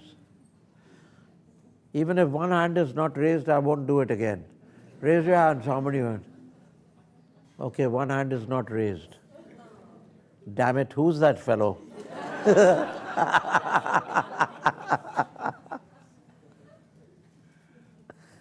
Did you get it? The clear breath? Did you get the clear breath? Up and down? The lady I'm pointing straight at. Yes, the lady looking to the side. Could you get it? Could you get it, sir? Could you get the clear breath? Yes? So there, what did you feel? Well, the ego came in the way. No, it's the wordless teachings. Huh? A deep clarity of. It is a Kriya Yoga. What Kriya Yoga is in step. Yeah, speechless. How can I share that with the audience? In its depth, primordial light. Did you feel your breath lengthening or not? If you didn't feel it, you've still got ways to go, but you'll feel it tonight. I will do it, fix you up tonight when you sleep. When you're asleep, you'll be fixed. So the next lady, you could feel it? Up and down, that's good. You have to be receptive. It's nothing about, I don't feel it because I'm from another denomination or I'm greater than you. I've come at your feet as a servant of humanity to serve you. If you want to kick my services away, you can do it. But none of the teachers that you have been to so far will breathe through your breath, number one. Number two, 90% of the people, 99% raise their hands. So I get it that you have all received it. When I breathe through your breath, I'm clearing the cobwebs. Before I started, I should have told you what you are practicing for. That is the state of Nirvikalpa Samadhi. I have achieved that state, so I need no other backing from anyone. The same state which Sri Yukteswar and Paramahansa Yogananda has blessed us all to receive. I have achieved that state, and I am here before you, not as a teacher, but as a servant. But if you cannot avail of my services, God bless your ego. But I will still serve and be persistent. So you be ready for this the next time. I'm going to do it again. Are you all ready? Why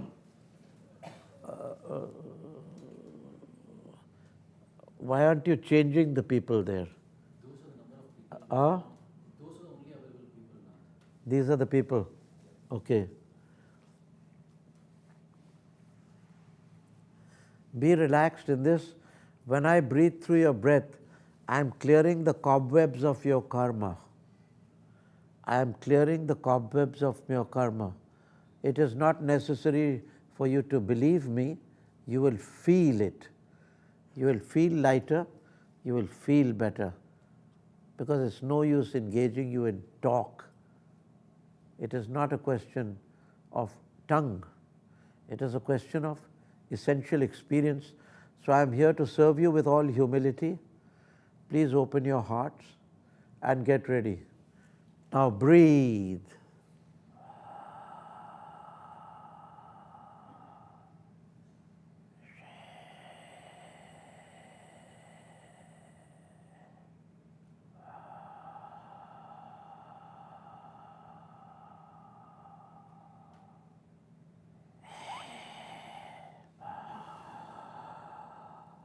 Breathe with love. Keep your heart open. Drop your mind, open your heart, be like a child of 5.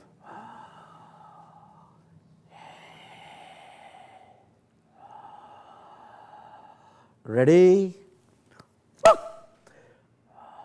Breath will become longer, richer and deeper. Keep breathing the Kriya breath. Turn your tongue back, those who've learned the Khechri, and do the Kriya breath. The direction from Sri Yukteswar and Yoganandji, Lahiri Mahasaya and Shiv Goraksha Babaji.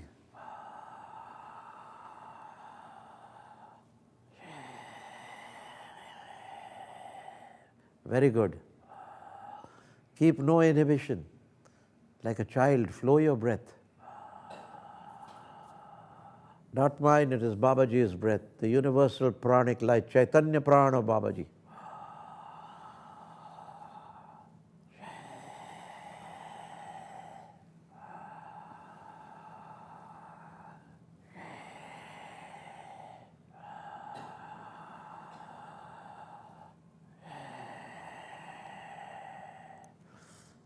Okay, down.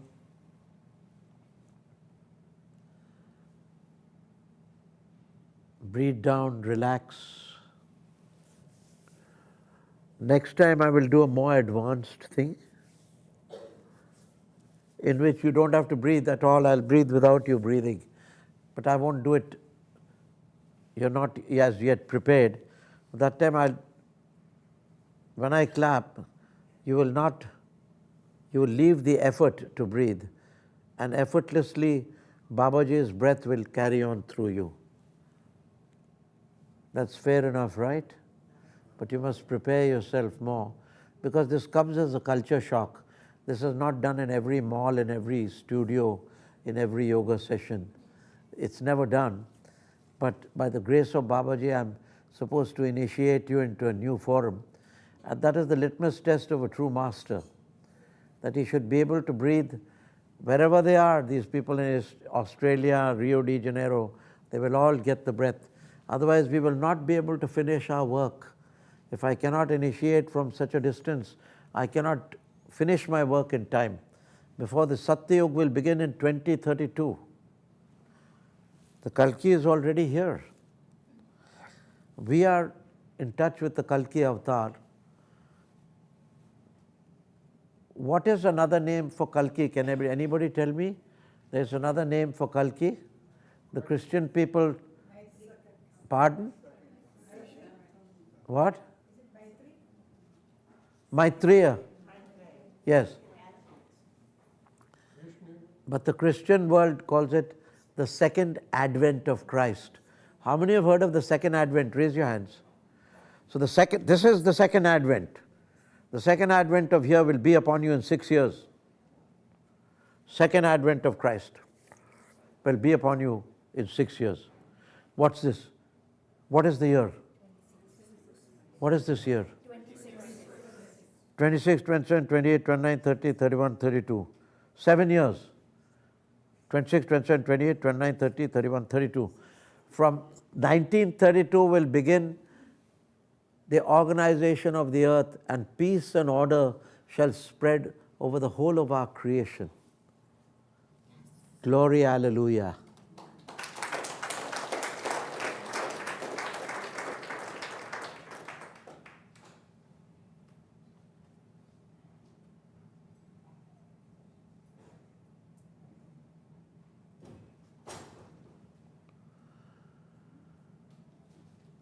Now,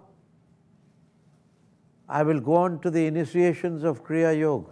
Let me tell you, there are many people here who have been initiated by other institutes like the Yogoda Society of Paramahansa Yogananda in India, like the Incinitors here, where Sri Yukteswar appeared to near the Swami's beach, Paramahansa Yogananda's place. We are of the same lineage, and whenever I initiate you, there is no contradiction. I only compliment and I invoke with reverence those teachers who initiated you. So from my side, there is no contradiction in the type of Kriya Yoga. You can keep going to your teachers in Incinitors, in California, wherever they are, whoever your gurus are. Don't come to me. But if you come to me, one thing will happen. I do not want to be your guru or teacher or master. You will feel that there will be a boost which will coming to you. So then it will be up to you yourself. When I appear to you who I am, then you yourself will come to me. But don't come to me until you know who I am. Okay? But those who have faith and have no time to waste, definitely take the Kriya Yoga and let's move ahead. So after this, I will call it a break. We will have a 20-minute break. There's ample time for you people to sneak off into the dark and not come back again. But you all welcome, no pressure. The whole world is one. All denominations, religions are welcome. I honor all the gurus of every place, all the people of all climes and times and religions, and the disciples of Paramahansa Yogananda and their disciples also, who have initiated many of you. But if you want this initiation, you can take it. There is no contradiction. Those people may say it's a contradiction, but the difference is you have been initiated by a teacher. This with all humility, since I can breathe through all the breath all over the world, is a master. So a master will be giving you the same technique which you are practicing, and that will boost your evolution. It will help you to go faster. With this I conclude. God bless and Godspeed. I will pray for you. Whether you come to me or not tonight for the initiation, I am there for you as the presence. You shall not walk alone. These are my words. Those who call me with sincerity, anytime, their breath will lengthen. If you call me with faith, I will be there for you. But I will not hunt you down. Because you are the gentler ones. The stubborn ones I will hunt down and give them freedom from all sorrow. I will not. I'll be gentle with you.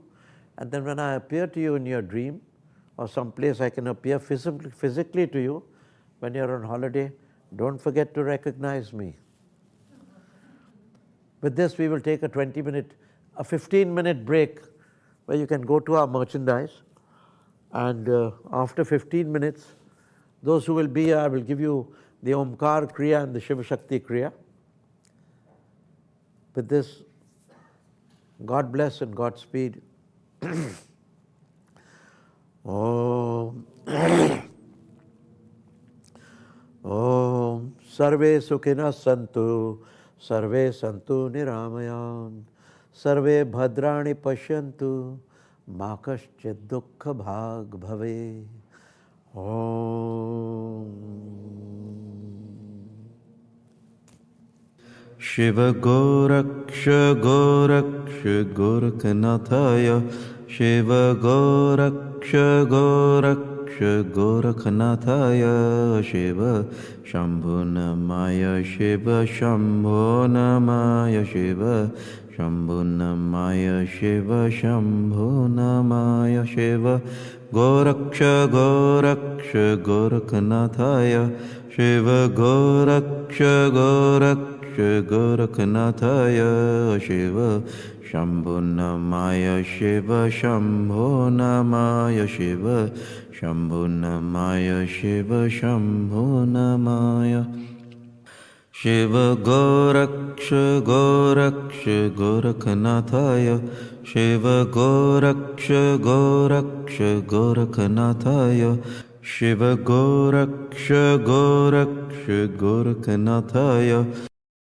Shiva Goraksha Goraksha Goraknathaya Shiva Goraksha Goraksha Goraknathaya Shiva Shambhu Namaya Shiva Shambhu Namaya Shiva Shambhu Namaya Shiva Shambhu Namaya Shiva Goraksha Goraksha Goraknathaya Shiva Goraksha Goraksha Goraknathaya Shiva Shambhu Namaya Shiva Shambhu Namaya Shiva Shambhu Namaya Shiva Shambhu Namaya Shiva Goraksha Goraksha Goraknathaya Shiva Goraksha Goraksha Goraknathaya Shiva Goraksha Goraksha Goraknathaya Shiva Goraksha Goraksha Goraknathaya Shiva Goraksha Goraksha Goraknathaya Shiva Shambhu Namaya Shiva Shambhu Namaya Shiva Shambhu Namaya Shiva Shambhu Namaya Shiva Goraksha Goraksha Goraknathaya Shiva Goraksha Goraksha Goraknathaya Shiva Shambhu Namaya Shiva Shambhu Namaya Shiva Shambhu Namaya Shiva Shambhu Namaya Shiva Goraksha Goraksha Goraknathaya Shiva Goraksha Goraksha Goraknathaya Shiva Goraksha Goraksha Goraknathaya Shiva Goraksha Goraksha Goraknathaya Shiva Goraksha Goraksha Goraknathaya Shiva Shambhu Namaya Shiva Shambhu Namaya Shiva Shambhu Namaya Shiva Shambhu Namaya Shiva Goraksha Goraksha Goraknathaya Shiva Goraksha Goraksha Goraknathaya Shiva Shambhu Namaya Shiva Shambhu Namaya Shiva Shambhu Namaya Shiva Shambhu Namaya Shiva Goraksha Goraksha Goraknathaya Shiva Goraksha Goraksha Goraknathaya Shiva Goraksha Goraksha Goraknathaya Shiva Goraksha Goraksha Goraknathaya Shiva Goraksha Goraksha Goraknathaya Shiva Shambhu Namaya Shiva Shambhu Namaya Shiva Shambhu Namaya Shiva Shambhu Namaya Shiva Goraksha Goraksha Goraknathaya Shiva Goraksha Goraksha Goraknathaya Shiva Shambhu Namaya Shiva Shambhu Namaya Shiva Shambhu Namaya Shiva Shambhu Namaya Shiva Goraksha Goraksha Goraknathaya Shiva Goraksha Goraksha Goraknathaya Shiva Goraksha Goraksha Goraknathaya Shiva Goraksha Goraksha Goraknathaya Shiva Goraksha Goraksha Goraknathaya Shiva Shambhu Namaya Shiva Shambhu Namaya Shiva Shambhu Namaya Shiva Shambhu Namaya Shiva Goraksha Goraksha Goraknathaya Shiva Goraksha Goraksha Goraknathaya Shiva Shambho Namaya Shiva Shambho Namaya Shiva Shambho Namaya Shiva Shambho Namaya Shiva Goraksha Goraksha Goraknathaya Shiva Goraksha Goraksha Goraknathaya Shiva Goraksha Goraksha Goraknathaya Shiva Goraksha Goraksha Goraknathaya Shiva Goraksha Goraksha Goraknathaya Shiva Shambho Namaya Shiva Shambho Namaya Shiva Shambho Namaya Shiva Shambho Namaya Shiva Goraksha Goraksha Goraknathaya Shiva Goraksha Goraksha Goraknathaya Shiva Shambho Namaya Shiva Shambho Namaya Shiva Shambho Namaya Shiva Shambho Namaya Shiva Goraksha Goraksha Goraknathaya Shiva Goraksha Goraksha Goraknathaya Shiva Goraksha Goraksha Goraknathaya Shiva Goraksha Goraksha Goraknathaya Shiva Goraksha Goraksha Goraknathaya Shiva Shambho Namaya Shiva Shambho Namaya Shiva Shambho Namaya Shiva Shambho Namaya Shiva Goraksha Goraksha Goraknathaya Shiva Goraksha Goraksha Goraknathaya Shiva Shambho Namaya Shiva Shambho Namaya Shiva Shambho Namaya Shiva Shambho Namaya Shiva Goraksha Goraksha Goraknathaya Shiva Goraksha Goraksha Goraknathaya Shiva Goraksha Goraksha Goraknathaya Shiva Goraksha Goraksha Goraknathaya Shiva Goraksha Goraksha Goraknathaya Shiva Shambho Namaya Shiva Shambho